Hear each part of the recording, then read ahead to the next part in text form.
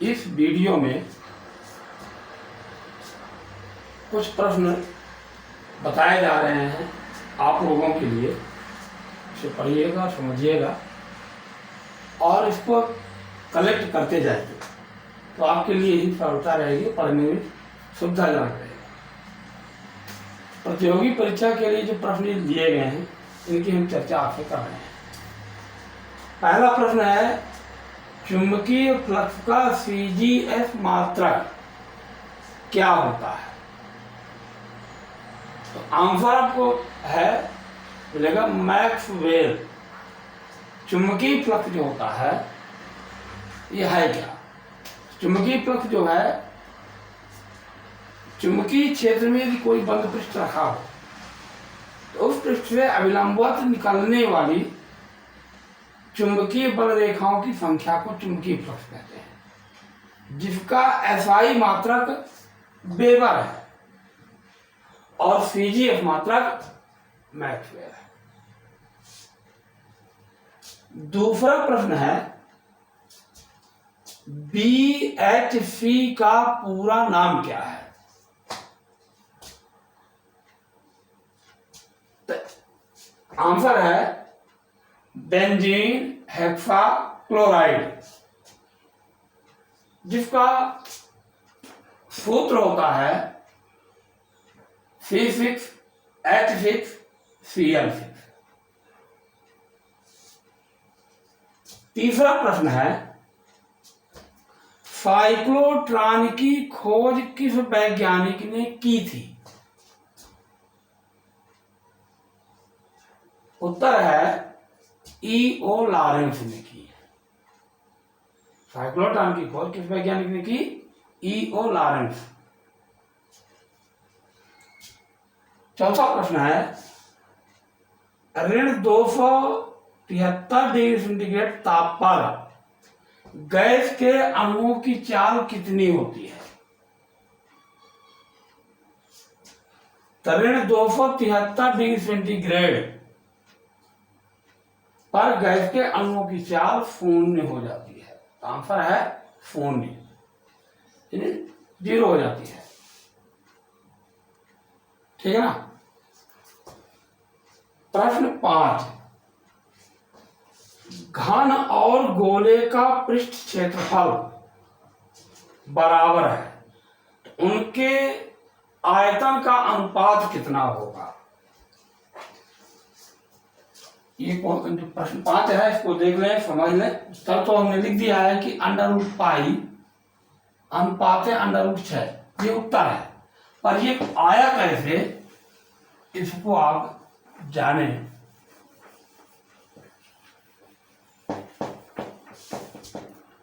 तो घन और गोले का पृष्ठ क्षेत्रफल, इसका हल हो जाएगा। ये क्वेश्चन नंबर 5 का हल है। क्वेश्चन नंबर 5 तो हल होगा प्रश्नानुसार। घन और गोले का पृष्ठ क्षेत्रफल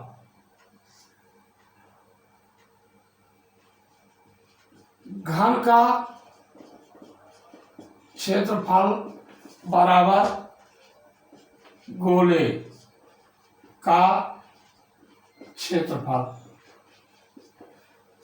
तो घन का क्षेत्रफल कितना होता है, यहां भी इंप्लाई कर लेंगे। तो घन का क्षेत्रफल हो जाएगा 6a² बराबर गोले का 4πr²।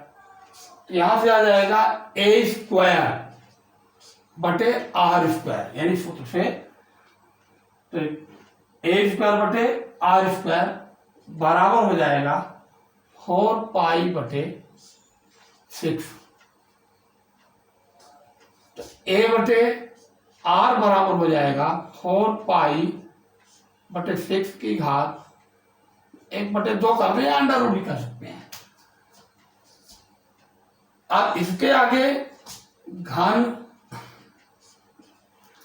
का आयतन बटे गोले का आयतन। घन का आयतन कितना होता है? a³ गोले का आयतन कितना होता है? 4/3 पाई r³ बराबर ही आ जाएगा 3/4 a³ बटे r³। ये पाई रहेगा यहाँ पे। इसी को आप आगे लिख सकते हैं बराबर करके। तो a/r का मान ये दिया हुआ है, a/r का मान यहाँ रख दीजिए 3/4 पाई इंटू 4 पाई/6 पावर कितना हो जाएगा a³ बटे r³ है, यहाँ हो जाएगा घात 3/2 बन जाएगी, क्योंकि घात 1/2 लिखा है, यहाँ पर घात 3 है तो 3 बुरे घात 4 पाई/6 की घात 1/2 की घात 3 आ जाएगा। इसको हल करेंगे तो इसको जब हल करते हैं तो ये प्राप्त हो जाता है, कर लीजिए 3 गुणे ये हो जाएगा 4 पाई की घात 3/2 ऋण 1 बटे 6 की घात 3/2। तो इसमें से आ जाएगा 3/6 गुणे रूट में। अब इसका मतलब यह है, देखिए ये 6 की घात 3/2 में से एक 6 हम बाहर कर दें तो यहाँ आ जाएगा 6 की घात 1/2, तो 4 पाई/6 की घात 1/2 बन जाएगा। इसको और आगे हल करें तो यह हल इसका आ जाएगा जो लिख दिया गया है। इसको आगे हल करिए तो कितना आएगा, ये 3/6 1/2 हो जाएगा, तो 1/2 और इसको लिख सकते हैं रूट में 4 पाई/6। इसी को आप लिख सकते हैं बराबर करके, इधर लिख देते हैं बराबर ये हो जाएगा यहाँ पे। तो 1/2 को अंदर ले जाइए तो ये अंडर रूट में आ जाएगा 4 पाई/4 × 6 बराबर आ जाएगा अंडर रूट पाई, ठीक है, 4 कट गया, अंडर रूट पाई अनुपाते √6 है, यही है आंसर। ठीक है। अब इसके बाद है प्रश्न क्रमांक 6, ताप बढ़ने से ध्वनि की चाल पर क्या प्रभाव पड़ता है। तो ताप जब बढ़ता है तो ध्वनि की चाल भी बढ़ती है, अर्थात ध्वनि की चाल बढ़ जाएगी। ताप बढ़ने से ध्वनि की चाल बढ़ती है। 7वां प्रश्न है, कौन सा अम्ल दूध से दही बनने के दौरान बनता है। लैक्टिक अम्ल होता है। इसका सूत्र क्या है, CH3 single bond CH single bond OH या single bond C double OH, ये लैक्टिक अम्ल का सूत्र है, जिसको आप सीधे सीधे लिख सकते हैं सूत्र रूप में C3H6O3। फ़ारेनहाइट में पानी का हिमांक व क्वथनांक कितना होता है। तो फ़ारेनहाइट में हिमांक जो होता है 32 फ़ारेनहाइट तथा क्वथनांक कितना होता है 212 फ़ारेनहाइट। डिग्री सेल्सियस तो मालूम है, पानी का हिमांक डिग्री सेल्सियस में 0 होता है और क्वथनांक कितना होता है 100 डिग्री सेल्सियस। तो फ़ारेनहाइट में हिमांक 32 फ़ारेनहाइट और क्वथनांक 212 फ़ारेनहाइट। प्रश्न क्रमांक 9, प्रश्न क्रमांक जो 9 है उसको देखेंगे। प्रश्न क्रमांक जो 9 है उसको समझेंगे, उत्तर उतने ही आ रहा है जितना प्रश्न में दिया है, ठीक है ना, और कैसे आया है भी जानना।